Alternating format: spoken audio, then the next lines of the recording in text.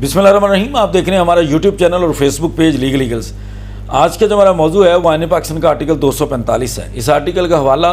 आप हमेशा तब सुनते हैं जब मुल्क के अंदर लॉ एंड ऑर्डर की सिचुएशन होती है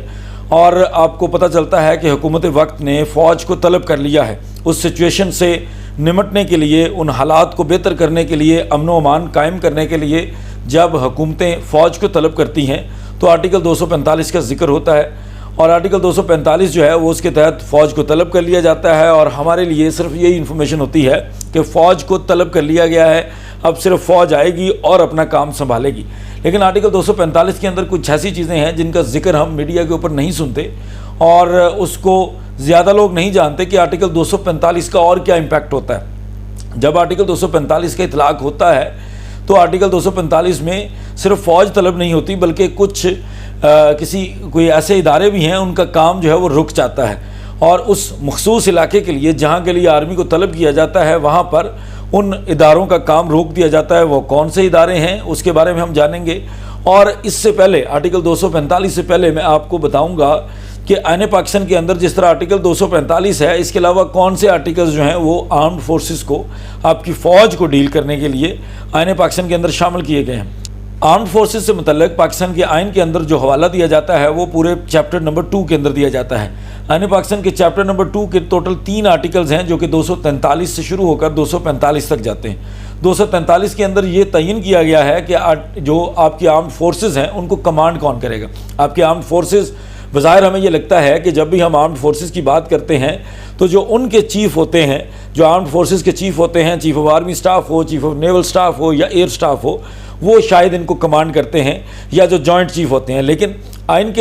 के मुताबिक, आइन के आर्टिकल 243 के मुताबिक इन तमाम आर्म्ड फोर्सेस की जो कमांड है वो सदर पाकिस्तान के हाथ में होती है। सदर पाकिस्तान को ये इख्तियार किया जाता है कि आप इनके कमांडर इन चीफ हैं, आप इन तमाम जो फोर्सेस हैं, आर्म्ड फोर्सेस हैं, इसके जो इसको कमांड करने वाला है वो सदर पाकिस्तान होगा। और उसके अंदर सदर पाकिस्तान को ये इख्तियार किया जाता है कि आप ही इनकी सैलरीज़ और अलाउंसेस का तयन करेंगे, आप ही इनको कमीशन देंगे, आप ही इनके तमाम मामलात को देखेंगे। जो आर्म्ड फोर्सेस के अंदर अगर किसी को कोई तादाद बढ़ानी है या उसको मेंटेन करना है या कोई रिज़र्व फोर्स रखनी है तो ये तमाम मामलात आईन पाकिस्तान के मुताबिक आर्टिकल 243 के मुताबिक सदर पाकिस्तान को इख्तियार दिया जाता है। उसके अलावा सदर पाकिस्तान को एक और इख्तियार दिया जाता है, लेकिन वो इख्तियार मशरूत होता है एडवाइस के साथ वज़ीर आज़म पाकिस्तान की। आईन पाकिस्तान के मुताबिक आर्टिकल 243 के दूसरे पार्ट के मुताबिक जो सदर पाकिस्तान होता है वो मुकर्रर करता है तमाम अफवाज पाकिस्तान के चीफ़, जो आपके चीफ़ ऑफ आर्मी स्टाफ होते हैं, जो आपके नेवल चीफ़ होते हैं, जो एयर फोर्स के चीफ़ होते हैं और इसके अलावा जो आपके जॉइंट चीफ्स होते हैं उनको भी उनको जो लगाने के लिए, उनकी जो अपॉइंटमेंट के लिए जो ज़िम्मेदारी है वो सदर पाकिस्तान की है। लेकिन इस ज़िम्मेदारी में सदर पाकिस्तान ये तमाम काम इंडिपेंडेंटली नहीं करते बल्कि उनको एडवाइस दी जाती है वज़ीर आज़म की तरफ से। आईन पाकिस्तान के मुताबिक वज़ीर आज़म एडवाइस करेगा और सदर जो है वो अपॉइंटमेंट कर देगा अगर आपका आर्मी चीफ़ है या बाकी अफवाज के जो चीफ़ होते हैं। उसके बाद आर्टिकल 244 है। आर्टिकल 244 बेसिकली इन अफवाज पाकिस्तान के मेम्बरान के से मुतल्लिक, इनके ओथ से मुतल्लिक है, इनके हलफ से मुतल्लिक है। आइन के आर्टिकल 244 के मुताबिक तमाम अफवाज पाकिस्तान के हर मेंबर, खा वो सिपाही से लेकर आर्मी चीफ़ तक हो, नेवल चीफ़ तक हो, एयरमैन से लेकर या सेलर से लेकर आर्मी जो नेवी का चीफ़ है वहाँ तक हो, तमाम लोगों के लिए एक हलफनामा बनाया गया है और तमाम लोग उस हलफ को उठाने के बाद ही इस सर्विस का आगाज़ करते हैं। और इस हलफ की जो कॉपी है वो लगा दी गई है आईन पाकिस्तान के स्केड्यूल नंबर 3 के अंदर, जहाँ पर बाकी तमाम वो हलफ मौजूद हैं, जैसे सदर पाकिस्तान है, वज़ीर आज़म है, स्पीकर है या बाकी जो भी जो आइनी होते हैं उनके लिए जो हलफ होता है उसी तरह का एक हलफ जो है वो आर्मी के नौजवानों के, आर्मी के जवानों से लेकर आर्मी के अफसरान तक के लिए होता है, जिसके अंदर ये जिक्र किया जाता है कि वो सियासत के साथ जो है वो सियासत के अंदर वो इन्वॉल्व नहीं होंगे और इसके अलावा वो मुल्क के दिफा के लिए काम करेंगे और मुल्क के साथ वफादार रहेंगे। اس کے بعد آتا ہے آرٹیکل 245۔ آرٹیکل 245 کو عرف عام میں ہم یہ سمجھتے ہیں کہ یہ صرف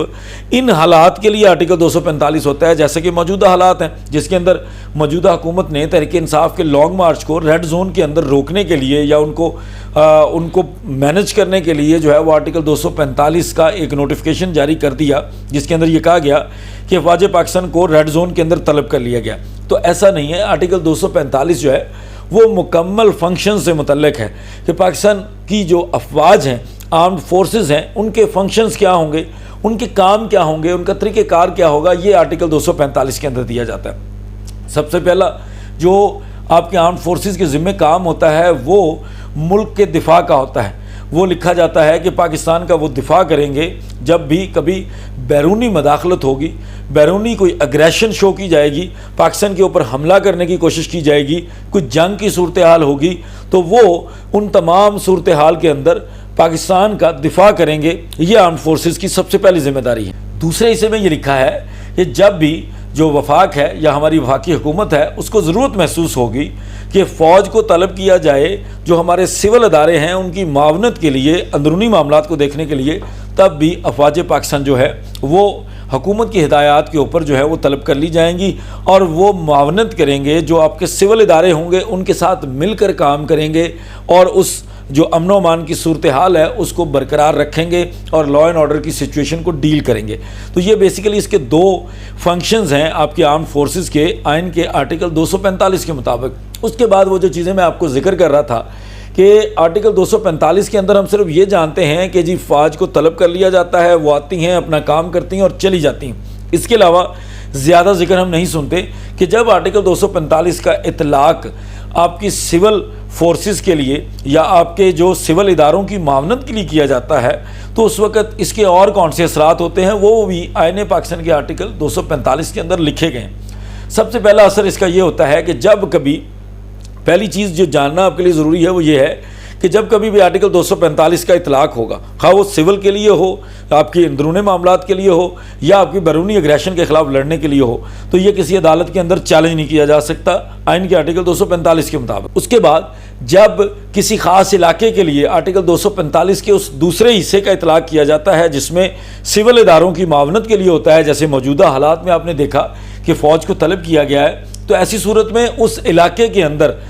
جو بھی ہائی کورٹ ہے، جس بھی ہائی کورٹ کی وہ جورسڈکشن ہے، اختیار سماعت جس ہائی کورٹ کا ہے، اس ہائی کورٹ کے اختیارات ختم ہو جاتے ہیں۔ جیسے یہ اسلام آباد کے ریڈ زون کے لیے فوج کو طلب کیا گیا تو اس وقت جو اسلام آباد ہائی کورٹ ہے اس کا جتنا بھی اختیار اس ریڈ زون کے معاملات سے متعلق ہے اس کو ختم کر دیا جاتا ہے کہ اب آرٹیکل 199 کی جو ان کی آئینی دائرہ کار ہوتا ہے آپ کی ہائی کورٹ کا، وہ ایکسرسائز وہ نہیں کر سکتے، ان کے پاس یہ اختیار ختم کر دیا جاتا ہے جب آرٹیکل 245 کا اطلاق کر دیا جاتا ہے۔ اس کے بعد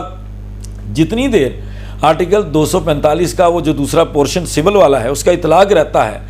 اتنی دیر کے اندر کوئی بھی معاملہ اگر اسلام آباد ہائی کورٹ کے اندر جائے گا تو وہ معاملہ سسپینڈ تصور کیا جائے گا، معطل کر دیا جائے گا